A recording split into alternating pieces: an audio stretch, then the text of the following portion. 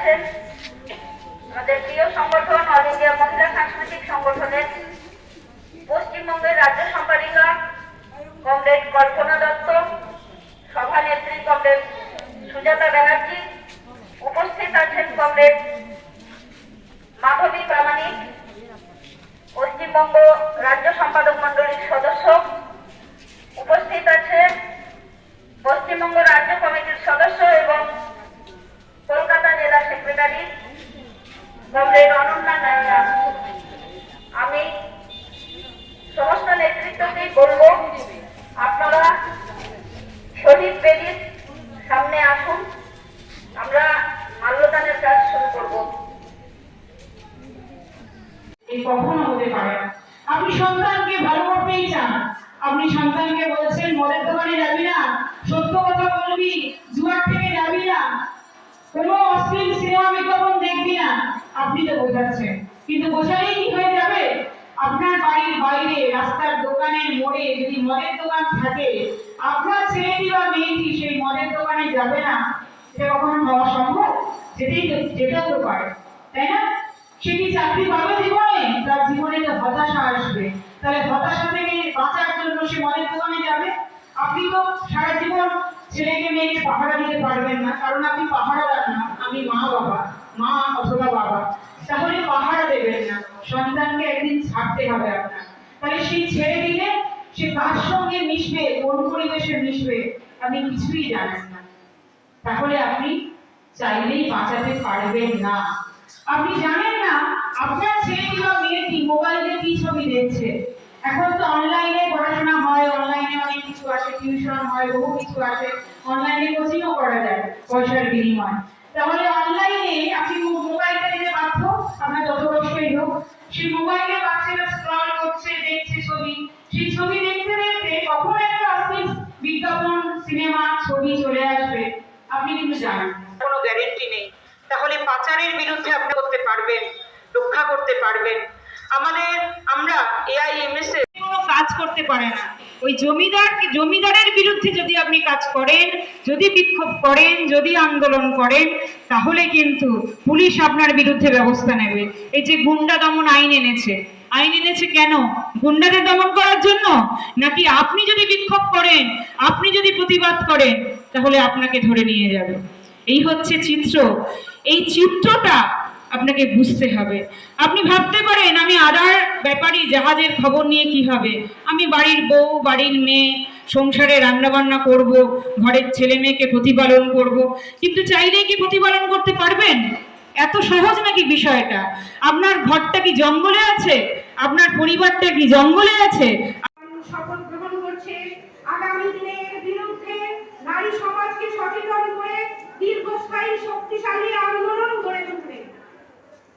এই সম্মেলন লক্ষ্য করছে শিক্ষার সম্পূর্ণ বেসরকারীকরণ ও ধর্মীয় চিন্তা ভিত্তিক শিক্ষা ব্যবস্থা পরিচালনা করতে কেন্দ্রীয় সরকার যে জাতীয় শিক্ষানীতি 2020 সালে চালু করেছে, আমাদের রাজ্যে ও অতীতের সরকার তার আংশিক প্রয়োগ করলেও আগামী দিনে নতুন সরকার তার পরিপূর্ণ প্রয়োগ করবে, যার মধ্যে দিয়ে বড় বড় শিল্পপতিদের শিক্ষা প্রতিষ্ঠানে ব্যবসা করার সুযোগ করে দেবে কেন্দ্র ও রাজ্য সরকার। এর ফলে আমাদের সন্তানেরা ক্রমাগত প্রসার লাভ করতে সাহায্য করছে, পাশাপাশি প্রসার লাভ করছে পর্নোগ্রাফি, নারী দেহের অশ্লীল প্রদর্শনী।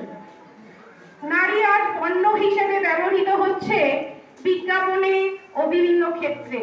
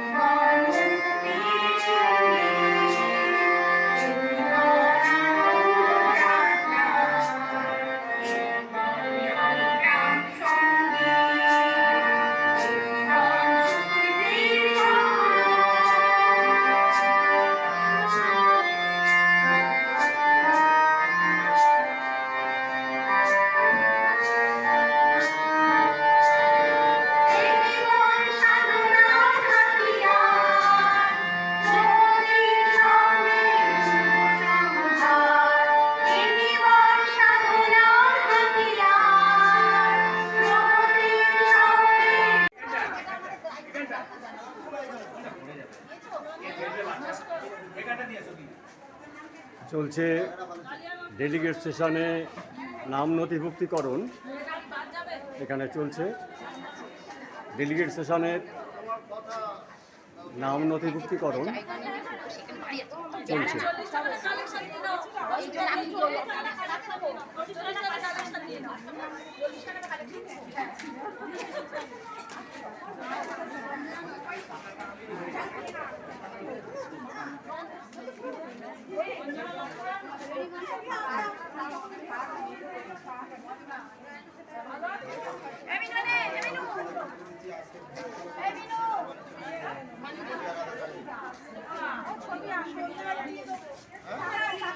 চলছে ডেলিগেট সেশনের নাম নথিভুক্তিকরণ।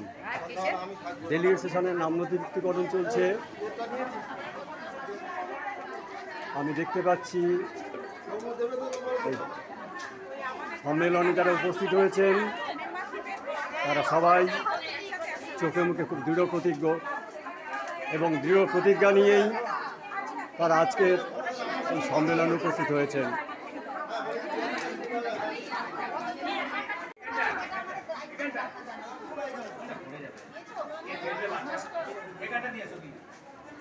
চলছে ডেলিগেট সেশনে নাম নথিভুক্তিকরণ। এখানে চলছে ডেলিগেট সেশনের নাম নথিভুক্তিকরণ চলছে।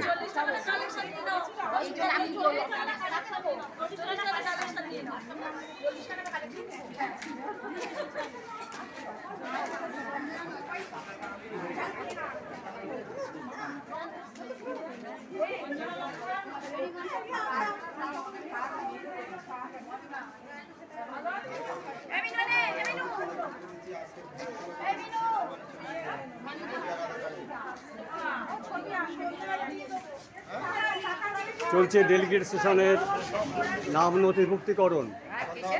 ডেলিগেট সেশনের নাম নথিভুক্তিকরণ চলছে। আমি দেখতে পাচ্ছি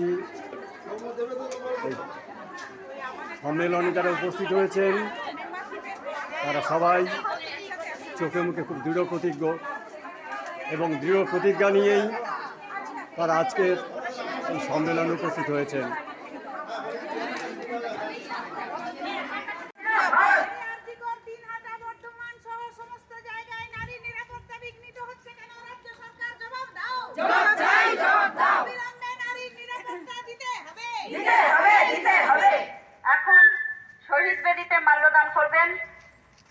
এখন শহীদ বেদিতে মাল্যদান করবেন। অল ইন্ডিয়া মহিলা সাংস্কৃতিক সংগঠনের পশ্চিমবঙ্গ সম্মেলনে দলে দলে যোগ দিন। নারী পাচার শিশু পাচারের প্রতিবাদে আজকের সম্মেলন সফল করুন। পর্নোগ্রাফি বন্ধ করার দাবিতে আজকের সম্মেলন সফল করুন।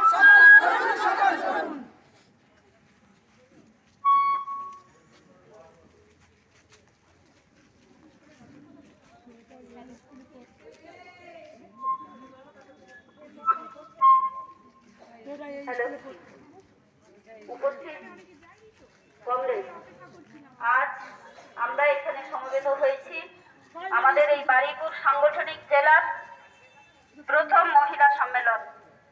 আমরা আমাদের এখানে শহীদ বেদি আছে,